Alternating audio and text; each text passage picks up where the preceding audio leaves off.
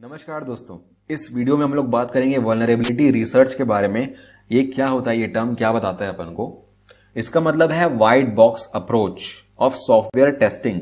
मतलब जब हम लोग टेस्टिंग फेज में जाते हैं ना, सॉफ्टवेयर जब बनता है तो काफी सारे फेजेस होते हैं, एनालिसिस, डिजाइन, इम्प्लीमेंटेशन और फिर टेस्टिंग आता है। टेस्टिंग बहुत इंपॉर्टेंट पार्ट है यहाँ पर। जब आपने सॉफ्टवेयर बना लिया तो वो प्रॉपर काम कर रहा है कि नहीं, हर केस में, हर यूज केस में, हर टेस्ट केस में काम करना चाहिए। तो उसके लिए काफी बड़े पैमाने पर टेस्टिंग होती है उसकी।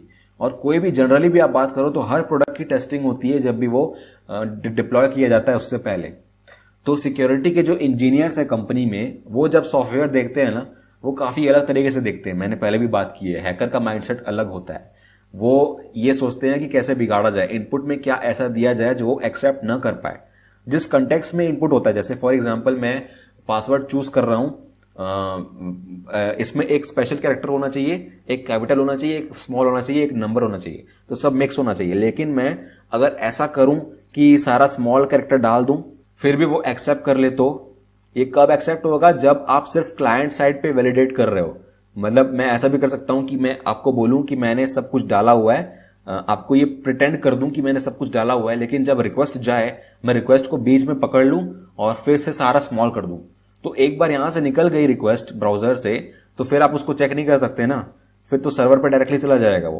तो अगर आपने सिर्फ क्लाइंट साइड वैलिडेट किया है उसको तो वो काम नहीं करेगा। तो इस तरीके से सॉफ्टवेयर सिक्योरिटी रिसर्चर्स सोचते हैं। और इसके क्या क्या स्टेप्स हैं, फजिंग, ये सब जो आप टर्म सोच रहे हो ना, डरने की जरूरत नहीं है। इसके बारे में हम लोग डिटेल में पढ़ने वाले हैं, सारे टर्म्स के बारे में।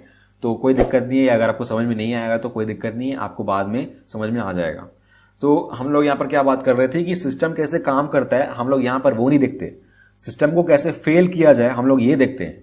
हम लोग एक अटैक कर रहे हैं यहाँ पर, हम लोग का माइंडसेट है ऑफेंसिव, मतलब अटैक करने का हमारा माइंडसेट है। तो हम लोग अगर अच्छे हैं तो भी हम लोग अटैक कर सकते हैं। कोई ऐसी बात नहीं है कि हम लोग को अटैक नहीं करना है। अगर हम लोग अच्छे हैं हमारी इमेज बिगड़ जाएगी, ऐसा कुछ नहीं होता है। क्योंकि हमको इन सबके पैसे मिल रहे हैं ना, अलग से टीम बनाई गई है कंपनी में, तो उनके लिए अलग से पैसे मिलेंगे आपको। अब आपका ये जॉब है ना, तो जॉब में तो पैसे मिलते ही हैं।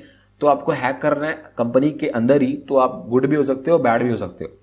अब कॉन्सेप्ट यहाँ पर बहुत सारी चीजें आती हैं कि आपको जब अटैक करना है तो आपको पता होना चाहिए ना कि कौन कौन से अटैक्स होते हैं, तो उनकी नॉलेज आपको होनी चाहिए। और जो अटैक आपने कर लिया उसके बाद जो आपने एक मतलब प्रॉपर वे में अटैक किया सिस्टम पे, और जो जो चीजें निकल के आई अटैक करने के बाद, फॉर एग्जांपल अगर अटैक फेल हुआ या फेल हुआ तो कैसे हुआ, कैसे पास हुआ, क्या क्या चीजें आपने अप्लाई की थी, क्या क्या चीजों में चेंजेस आया उस हिसाब से। और फिर उसके बाद पीरियोडिकली, मतलब एक टाइम के बाद, इक्वल टाइम के बाद आपको ऑपरेशंस लगाने हैं ताकि आप सिक्योरिटी अटैक से बच पाओ। तो यही चीज आपको बार बार करनी है। कैसे सिस्टम फेल हो रहा है आपको बार बार चेक करना है खुद से, क्योंकि कोई बाहर वाला आ गया, अगर वो अटैक कर रहा है बीच बीच में, तो काफी चांस है कि आप उसको डिटेक्ट कर लोगे अगर आप बार बार चेक कर रहे हो, थोड़े थोड़े दिन में अगर चेक कर रहे हो तो। और प्रॉपर टाइम डिसाइड करना बहुत इंपॉर्टेंट है, क्योंकि बार बार अगर आप कर रहे हो, बहुत जल्दी जल्दी कर रहे हो, तो उस केस में आपका एक्सपेंडिचर और जो एनर्जी है आपकी बहुत ज्यादा लगेगी और कॉस्ट भी बढ़ जाएगा। अगर आप बहुत टाइम बात कर रहे हो तो बीच में अटैक हो जाएगा, आपको पता नहीं चलेगा, तो बहुत कुछ नुकसान हो सकता है उस केस में। तो ये ऑप्टिमल टाइम होना चाहिए। और जीरो डे मैंने आपको बताया था क्या होता है। तो जीरो डे के जो एक्सप्लॉइट्स हैं उससे बचने के लिए आप ये कर सकते हो, क्योंकि जो चीज एक हैकर को मिली, अगर आप वो पता कर लेते हो और उसको फिक्स कर लेते हो, तो अगर वो बाद में इसको करने की कोशिश करेगा तो वो फिर फेल हो जाएगा। आप ट्रोल कर लोगे हैकर को ही, क्योंकि उसने तो सोचा था कि ये जीरो डे है, लेकिन आपने फिक्स कर लिया साइलेंटली।